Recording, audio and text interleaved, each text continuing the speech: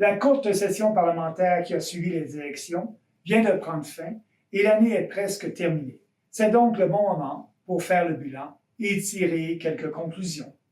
Même avec un gouvernement minoritaire, les libéraux de Trudeau gouvernent toujours comme s'ils formaient un gouvernement majoritaire. Il n'y a aucune opposition à Ottawa sur aucun des grands enjeux auxquels notre pays est confronté. Le NPD et les conservateurs d'Erin O'Toole sont essentiellement d'accord avec les libéraux sur presque tout, qu'il s'agisse des mesures COVID autoritaires, des dépenses massives et des politiques inflationnistes, ou des questions sociales comme les thérapies de conversion. Les députés conservateurs sont restés muets, presque totalement silencieux sur les nombreuses mesures autoritaires contre la COVID imposées par les gouvernements fédéraux et provinciaux, comme la vaccination obligatoire pour les fonctionnaires ou la détention arbitraire de voyageurs dans des conditions horribles dans des hôtels de quarantaine. Ils n'ont également rien fait pour s'opposer à la règle draconienne et non scientifique selon laquelle vous devez maintenant être vacciné pour voyager autant dans d'autres pays qu'à l'intérieur du Canada. Rien ne démontre que le virus se propage dans ces modes de transport plus qu'ailleurs. C'est simplement une autre règle tyrannique pour faire pression sur les non-vaccinés pour qu'ils se fassent vacciner. Après presque 2 ans, il devrait être clair que les confinements, les passeports vaccinaux et les obligations de vaccination causent bien plus de dommages qu'ils n'aident à lutter contre le virus.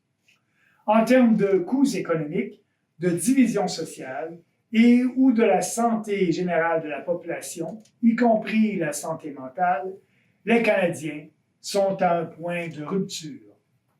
Mais malgré cela, Justin Trudeau exploite maintenant l'arrivée du nouveau variant Omicron et en remet pour apeurer la population. Il vient de dire aux Canadiens de ne pas voyager à l'étranger. J'ai passé le mois de novembre en Floride avec mon épouse Catherine et je peux vous dire qu'il existe une autre façon de faire face à cette pandémie qui respecte l'intelligence des gens ainsi que leurs droits et libertés fondamentaux. Il n'y a jamais eu de logique dans les passeports vaccinaux, car tout le monde peut propager le virus. Mais cette logique est encore plus ténue maintenant avec l'arrivée d'un variant qui, de la vie générale, est très peu dangereux, même s'il se propage plus rapidement. Quelle est la prochaine étape? Ottawa et les provinces vont-ils imposer un passeport vaccinal plus strict pour protéger les triples vaccinés, des doubles vaccinés, simples vaccinés et non vaccinés? Et que vont-ils faire si le variant Omicron se propage facilement parmi les triples vaccinés, tel que l'on l'observe dans certains pays? Cela devient complètement ridicule et absurde. Sur cette question, le Parti populaire a bien sûr été le seul parti fédéral à défendre une approche scientifiquement fondée qui met l'accent sur la protection des plus vulnérables tout en rejetant la coercion et la discrimination, en respectant nos droits fondamentaux et en garantissant la liberté des Canadiens de prendre des décisions concernant leur santé sur la base d'un consentement éclairé. Nous sommes passés, rappelez-vous, de 2 semaines pour aplatir la courbe à 2 ans. Et ce n'est pas fini pour détruire notre économie. La ministre des Finances a promis cette semaine 30 milliards de dollars de nouvelles dépenses liées à la COVID sur 6 ans. Les libéraux adorent cette crise. Ils prévoient de toute évidence de l'exploiter pendant de nombreuses années, encore pour grossir l'État, créer de nouveaux programmes et dépenser des centaines de milliards de dollars que nous n'avons pas, et dépenser cet argent qu'ils n'auraient pas pu le faire dans une situation tout à fait normale. Une règle de base de l'économie est cependant qu'il n'y a rien de gratuit en ce bas monde. Nous devrons payer pour tout cela d'une manière ou d'une autre. L'une des façons consistera à augmenter les impôts. La dette totale d'Ottawa passera de 720 milliards de dollars avant la pandémie à 1 359 milliards de dollars en 2026-2027.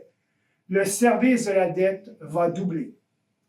Ça, c'est s'il n'y a pas d'autre crise, si les taux d'intérêt restent bas et si les libéraux ne dépensent pas encore plus que prévu, ce qui est peu probable. Sans les confinements injustifiés, le gouvernement n'aurait jamais eu à dépenser des centaines de milliards pour soutenir l'économie, les entreprises et les Canadiens. Au minimum, ils auraient dû éliminer ces programmes beaucoup plus tôt. Le gouvernement devrait également s'abstenir de créer tout nouveau programme qui mettrait encore plus nos finances publiques dans le rouge, surtout lorsqu'il s'ingère dans les compétences provinciales, comme c'est le cas présentement avec leur programme national de garderie. L'autre façon dont nous allons payer pour cette orgie de dépenses est une inflation plus élevée qui a déjà commencé. La raison pour laquelle nous avons une inflation record est que la Banque du Canada a imprimé de l'argent pour financer les déficits du gouvernement des 2 dernières années à hauteur d'environ 350 milliards de dollars. Lorsque vous créez beaucoup d'argent à partir de rien, alors que l'économie produit moins et que vous payez les gens pour qu'ils restent à la maison, vous obtenez inévitablement de l'inflation. Plus d'argent pour moins de biens et services. Il n'y a aucune raison de faire confiance aux bureaucrates de la Banque du Canada qui disent qu'ils savent comment lutter contre l'inflation et qu'ils ne la laisseront pas devenir incontrôlable. Comment peut-on les croire alors qu'ils la laissent déjà atteindre des nouveaux records? Ils sont vraiment de connivence avec le gouvernement.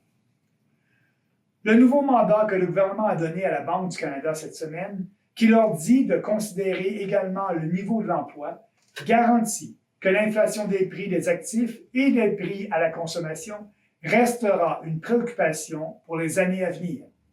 Les banques centrales ne peuvent faire qu'une chose pour stimuler l'emploi à court terme: imprimer plus d'argent, déprécier la monnaie et maintenir des taux d'intérêt artificiellement bas, ce qui alimente l'inflation et appauvrit les Canadiens. Ce que Chrystia Freeland aurait dû faire dans un premier temps, c'est d'abaisser la cible d'inflation de la Banque du Canada à 0% au lieu de 2%, afin que les Canadiens ne voient pas leur pouvoir d'achat baisser chaque année. Les libéraux et le NPD n'ont aucune compréhension de l'économie et pensent que nous ne fonçons pas assez vite dans le mur. Mais les conservateurs ne valent pas mieux. Ils ont récemment découvert le problème de l'inflation, mais ils n'offrent aucune solution concrète. Pendant la campagne électorale, O'Toole proposait de dépenser autant que Justin Trudeau et il voulait prendre 10 ans pour éliminer le déficit. Encore une fois, ils sont essentiellement d'accord avec le gouvernement libéral. Une autre question que je veux aborder brièvement est la loi C4 interdisant les thérapies de conversion. Je suis d'accord avec certaines parties de ce projet de loi. Je n'appuie pas les thérapies de conversion pour les gays et les lesbiennes. Personne ne devrait être forcé de suivre une thérapie pour changer sa sexualité. Toutefois, ce projet de loi rendra encore beaucoup plus difficile le traitement des enfants qui souffrent de dysphorie de genre. Il est désormais légal de dire aux enfants à l'école qu'ils peuvent être d'un autre sexe et de les encourager à commencer une transition. Mais vous pourriez aller en prison si vous essayez de les décourager d'emprunter cette voie, ce qui devrait être la première chose à faire. La plupart d'entre eux surmonteront leur confusion et deviendront des adultes hétérosexuels, gays ou lesbiennes en bonne santé. Il ne s'agit pas d'être anti-gay ou anti-trans. Il s'agit d'aider et de protéger nos enfants au lieu de les inciter à prendre des bloqueurs de puberté, des hormones et éventuellement mutiler leur corps. Avant l'élection, 62 députés conservateurs qui avaient des préoccupations similaires ont voté contre un projet de loi avec une version précédente. Et cette fois, ils ont tous voté pour, à l'unanimité, de peur de ne pas être politiquement corrects. Ils forment une opposition complètement inutile. Le Parti populaire n'a peut-être pas de siège à la Chambre et n'est pas en mesure de faire passer son message dans les médias traditionnels tous les jours. Mais comme je l'ai dit le soir des élections, nous sommes la seule véritable opposition au niveau fédéral. Les conservateurs d'Erin O'Toole sont encore plus corrompus intellectuellement et moralement et plus inutiles qu'ils ne l'étaient sous le chef précédent. Le PPC continue de croître. Comme vous le savez, nous avons obtenu 5% des voix lors de la dernière élection. Nous n'avons aucune dette et nous recevrons $1 demi-million d'Élections Canada en remboursement de nos dépenses électorales. Nous avons embauché 4 nouveaux employés. Notre organisation devient plus stable et professionnelle. J'ai obtenu le soutien de 95,6% des membres du PPC lors de notre récente révision du leadership. Nous continuerons d'offrir aux Canadiens une véritable alternative et nous serons prêts pour la prochaine élection quand elle arrivera. Merci et bonne journée. Thank you very much.